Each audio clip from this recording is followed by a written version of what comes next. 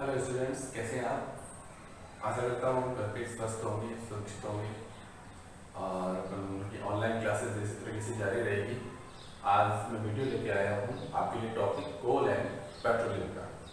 Then coal and petroleum में हम पढ़ेंगे कोल एंड पेट्रोलियम क्या है, what about coal and petroleum and what is the resources के बारे में सबसे पहले ये देखेंगे कि रिसोर्सेज क्या है। कोल एंड पेट्रोलियम ऑल्सो है रिसोर्सेज। कोल एंड पेट्रोलियम की क्या है? रिजर्व्स है। देन वी रीड दैट हम पढ़ेंगे कि रिजर्व्स में कोल एंड पेट्रोलियम में कोल की कौन कौन से प्रोडक्ट्स हैं और पेट्रोलियम की कौन कौन से प्रोडक्ट्स हैं और वो किस प्रकार से हमें मिलते हैं। तो चलो शुरू करते हैं। हम सबसे पहले बात करते हैं नेचुरल रिसोर्सेज की। देन नेचुरल रिसोर्सेज क्या होते हैं? सबसे पहले ये समझ लीजिए कि what is the resources. Resources क्या है? देन रिसोर्सेज का मतलब है कि ह्यूमन नीड्स के लिए whatever we wants, human needs के लिए जो चीजें हमें चाहिए, जहां से हम उसको लेते हैं वो है रिसोर्सेज, उनको रिसोर्सेज कहते हैं। तो यहाँ पे बात करते हैं कि ये नेचुरल रिसोर्सेज क्या है। तो नेचुरल रिसोर्सेज वो है जो नेचर में, प्रकृति में जो रिसोर्सेज पाए जाते हैं उनको बोलते हैं natural resources, such as vegetations और रिसोर्स। प्लांटेशन से बहुत सारे प्रोडक्ट्स मिलते हैं, तो वेजिटेशन भी एक प्रकार का क्या है? रिसोर्स है। सेकंड एनिमल्स से भी खूब सारे प्रोडक्ट्स हमें मिलते हैं, है ना। Animals also resource. इसी तरीके से वाटर भी रिसोर्स है, हमारे ह्यूमन नीड्स के लिए जरूरी है water. Then water resource. Soil, मिट्टी, सोइल भी रिसोर्स है। सोइल भी हमें प्रोडक्ट्स देती है, प्लांटेशन सारा सोइल के ऊपर डिपेंड है। एंड मिनरल्स ऑल्सो है रिसोर्स। तो these are the natural resources, some example of natural resources. So coal and petroleum also describing resource. ये भी क्या है? रिसोर्स है, क्योंकि कोल भी हमारी दैनिक जरूरतों के लिए, हमारे नीड्स के लिए कोल भी हमें चाहिए एंड पेट्रोलियम भी हमें चाहिए। Then coal and petroleum are resource. अब रिसोर्सेज कितने प्रकार के होते हैं? देन रिसोर्सेज को 2 टाइप्स में बांटा गया है, वो हम अभी देखते हैं। एंड नाउ हम बात करते हैं कि नेचुरल रिसोर्सेज बताया था 2 टाइप्स के होते हैं। Number 1 inexhaustible natural resource and exhaustible natural resources. Inexhaustible natural resource ये क्या होते हैं? That inexhaustible natural resource these resources are present in unlimited quantity। ये कैसे होता है? अनलिमिटेड क्वांटिटी इन नेचर, बहुत सारी, इसकी लिमिट नहीं होती, अनलिमिटेड ये पाए जाते हैं, है ना। इसको कितना भी लो वो कभी भी खत्म नहीं होंगे and are not likely to be exhausted by any human activity. तो ये किसी भी प्रकार से ह्यूमन एक्टिविटी से एग्जॉस्ट नहीं होंगे, वो नष्ट नहीं होंगे।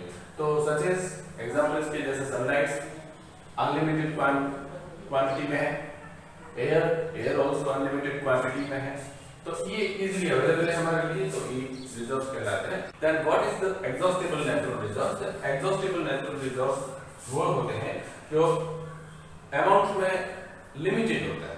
द अमाउंट इज लिमिटेड, इनका अमाउंट लिमिटेड होता है and they can be exhausted by human activities. तो ह्यूमन एक्टिविटीज से ये एग्जॉस्ट हो जाएंगे, मतलब धीरे धीरे ये खत्म हो जाएंगे। ज्यादा इनको यूज करेंगे तो एक दिन ये नहीं रहेंगे, तो उसको बोलते हैं exhaustible natural resource. Exhaustible natural resource के एग्जांपल हैं, सबसे पहले फॉरेस्ट को कंटिन्यू हम कटिंग करते जाएंगे तो एक दिन फॉरेस्ट भी नहीं रहेंगे। वाइल्ड लाइफ की ज्यादा हंटिंग करेंगे तो वाइल्ड लाइफ भी नहीं रहेंगे। मिनरल्स माइन से निकाले जाते हैं, बहुत सारे मिनरल्स पाए जाते हैं, तो एक दिन मिनरल्स भी नहीं रहेंगे। कोल आर द लिमिटेड, ये भी माइनिंग से कोल निकाला जाता है। पेट्रोलियम अंडरग्राउंड में पेट्रोलियम भी लिमिटेड है, तो ये भी नहीं रहेंगे। And natural gas. So these are the exhaustible natural resource. The amount is limited and they can be exhausted by any human activities. तो इस प्रकार से नेचुरल रिसोर्स 2 टाइप्स में होते हैं, inexhaustible natural resource and exhaustible natural resource. Now अब हम बात करते हैं coal. This is product. Coal and petroleum हमारा चैप्टर था, तो ये नेचुरल रिसोर्सेज है और एग्जॉस्टिबल नेचुरल रिसोर्सेज है। एंड एग्जॉस्टिबल नेचुरल रिसोर्सेज में बात करते हैं हम कोल की। Coal is used as a fuel to cook the food। Fuel के रूप में हम खाना बनाने के लिए फ्यूल के रूप में हम ईंधन के रूप में कोल को यूज लेते हैं। सेकंड इसका यूज रेलवे इंजन्स में है। It is used in railway engines as a fuel to produce steam to run engine. तो इंजन्स को रन करने के लिए स्टीम को प्रोड्यूस किया जाता है और ये रेलवे इंजन्स में भी इसका यूज होता है। देन नेक्स्ट इसका यूजेस है thermal power plants. Thermal power plants में क्या यूज है इसका? इसमें इलेक्ट्रिसिटी जनरेट करने के लिए इसका यूज है थर्मल पावर प्लांट्स में। And as a fuel in industries, बहुत सारे इंडस्ट्रीज में भी ये फ्यूल के रूप में यूज होता है। Then this is the uses of coal. Now अब हम बात करते हैं स्टोरी ऑफ कोल। कोल की स्टोरी कैसे, मतलब कोल हमें कैसे मिला, इसकी क्या कहानी है, what is the story of coal, कैसे ये प्रोड्यूस हुआ, कैसे इसकी मैन्युफैक्चरिंग हुई, ये कैसे पाया जाता है, ये हमें जानना और समझना है। और इसको देखने के लिए आप देखते हैं, हम सबसे पहले बात करते हैं कि about 300 million year ago, 300 million year ago, इतने सालों पहले क्या घटना हुई, वहां पे क्या था? अपने अर्थ पे फॉरेस्ट थे, बहुत सारे फॉरेस्ट जंगल थे। अर्थ में चारों ओर से फॉरेस्ट ही फॉरेस्ट थे। फिर कुछ नेचुरल प्रोसेस हुए, due to natural process like flooding और अदर्स नेचुरल प्रोसेस भी हो सकते हैं। These forests go buried under the soil. ये फॉरेस्ट है ना, क्या हुए? बरीड हो गए, दब गए सॉइल के नीचे, मिट्टी उसके ऊपर टन्स वजन की खूब सारी मिट्टी आ गई उसके फॉरेस्ट के ऊपर, और वो फॉरेस्ट उस मिट्टी के नीचे क्या हुआ? सॉइल के नीचे बरीड, मतलब वहां उसके नीचे दब गए। देन द फॉरेस्ट कंप्रेस्ड, तब उनके ऊपर कंप्रेशन हुआ, तब फॉरेस्ट के ऊपर टन्स बहुत सारी मिट्टी जब आ गई, खूब सारा वजन आ गया, तो उसमें कंप्रेशन बहुत ही ज्यादा हो गया।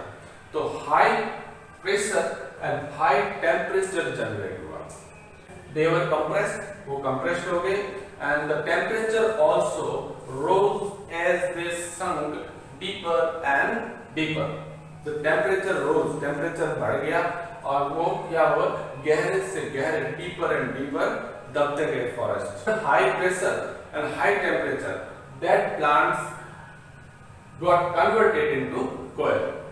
तो high pressure and high temperature में जो dead plants थे वो कोल में कन्वर्टेड हो गए। तो ये कहानी है, ये स्टोरी है हमारे कोल्स की। तो देख लीजिए आप कि 300 साल मिलियन 300 मिलियन ईयर्स एगो की बात है, तब फॉरेस्ट थे और फॉरेस्ट नेचुरल प्रोसेस से वो क्या हो गए? बरीड, मतलब अंदर प्रेशराइज हो गए, उसके ऊपर मिट्टी आ गई, कंप्रेशन हाई हो गया, then high pressure and high temperature generate हुआ, एंड उसके कारण वो जो डेड प्लांट्स थे वो कोल में कन्वर्टेड हो गए। This is the story of coal. अब हम बात करते हैं नाउ कि कोल कंटेंट कार्बन। कोल में क्या होता है? कार्बन होता है। कोल में क्या होता है? कार्बन होता है। कोल का जो मैटर है वो कार्बन मैटर है, और जो डेड वेजिटेशंस वो इसमें क्या पाया जाता है? तो इसमें भी मेनली कार्बन होता है। और ये जो डेड वेजिटेशन जब कोल में कन्वर्टेड हो जाता है तो बाकी सारे एलिमेंट्स निकल जाते हैं और ओनली कार्बन रह जाता है। तो इसलिए ये जो कोल है, जो डेड वेजिटेशंस का कोल में कन्वर्ट होना, उसको कहते हैं कार्बोनिलेशन। डेड वेजिटेशन से ही इनको कोल्स को प्राप्त किया जाता है, तो इसलिए इसको कहते हैं फॉसिल फ्यूल्स, इसलिए ये फॉसिल फ्यूल्स कहलाता है। अब हम बात करते हैं कोल को। When coal is heated in air, जब कोल को एयर में हीट किया जाता है, heated in air, coal burns, coal जलेगा, बर्न होगा, and produce carbon dioxide gas. The coal produce carbon dioxide gas. Because क्यों? क्योंकि कोल में कौन सा मैटर होता है आप जानते हो? You know that coal is a carbon होता है, and air में ऑक्सीजन होती है। Then कार्बन एंड ऑक्सीजन दोनों रिएक्ट करके क्या बना देगी? Carbon dioxide gas. अब बात करते हैं कोल को इंडस्ट्रीज में प्रोसेस्ड भी किया जाता है। Then coal is processed in industries to get some useful products such as coal, coal tar and coal gas. तो सबसे पहले हम कोक की बात करते हैं। What is the coke? जैसा देख रहे हैं, coke is a tough porous ये टफ पोरस होता है एंड ब्लैक सब्सटेंस, ये टफ हार्ड कड़ा टफ होता है। पोरस, पोरस मींस इसमें छोटे छोटे छेद होते हैं, कई छेद होते हैं, रंध्र बोलते हैं उनको। Tough porous and black, and colour में वो कैसा होता है, ब्लैक सब्सटेंस होता है। It is almost pure form of carbon, ये कार्बन का प्योर फॉर्म होता है कोक, जिसमें पहले मैंने बात की कि ये कोल किससे बनता है, कार्बन से बनता है। उसमें कोक जो प्रोडक्ट है उसका, वो इसका कार्बन का प्योर फॉर्म है।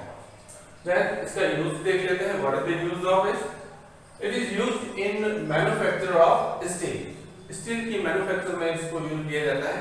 देन स्टील बनाए जाने के लिए कोक यूजफुल है and extraction of many metal. देखते हैं कि व्हाट इज द कोक, याद रखिए। So tough porous, black substance, pure form है ये कार्बन की, pure form and used in manufacture of steel and extraction of many metals.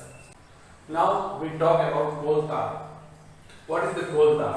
Coal tar is a black. It is a black, thick liquid with an unpleasant smell. Coal tar black होता है, black colour का। उसके liquid वो भी गाढ़ा होता है, thick liquid होता है, और उसमें स्मेल कैसी होती है, अनप्लीजेंट, जो अच्छी नहीं लगती, वैसी स्मेल होती है कोल तार में, गाढ़ा गाढ़ा लिक्विड। आपने इसे देखा होगा जहाँ पे रोड का डामरीकरण करते हैं, डामराइजेशन करते हैं, वहां पे आपने देखा रोड बनाते हैं। It is a mixture of 200 substance, ये 200 सब्सटेंस का मिक्सचर है।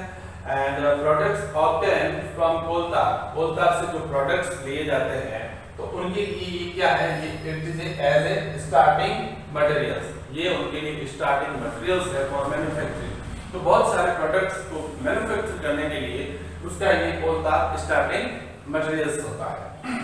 देन लाइक वो प्रोडक्ट्स कौन से होते हैं तो देख लेते हैं, like synthetic dies, drugs, explosive, perfume, plastics, paints, photographic materials and roofing materials, जो छत पे डालते हैं उसको बोलते हैं रूफिंग मटेरियल्स।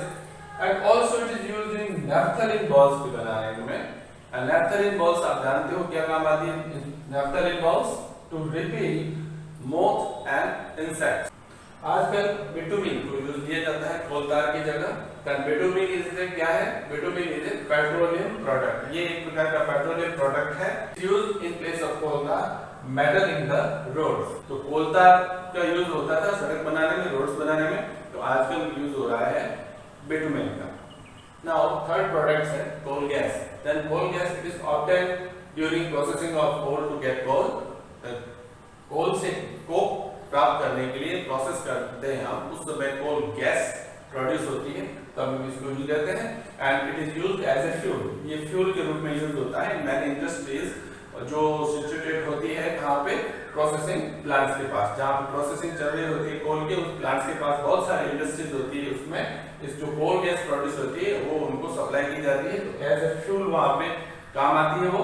एंड सबसे पहले इसको 1810 में यूज किया गया था, फर्स्ट स्ट्रीट लाइटिंग के रूप में इसको लंदन में। तो 1810 में लंदन में और 1820 में न्यूयॉर्क में ये स्ट्रीट लैंप के लिए यूज ली गई थी इस कोल गैस को।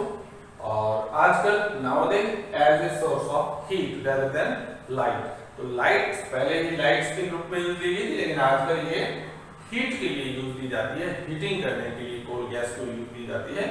तो ये प्रोडक्ट्स थे। इस प्रकार से आपने तीनों प्रोडक्ट आपने देखे कोल के बारे में हमने पढ़ लिया है। देन कोल के प्रोडक्ट हैं कोक, कोल तार एंड कोल गैस, इसे भी हमने देखा। नेक्स्ट हम बात करेंगे पेट्रोलियम की, इसके लिए आप मेरा अगला वीडियो जरूर देखें और मेरे चैनल को सब्सक्राइब कीजिए। Thank you.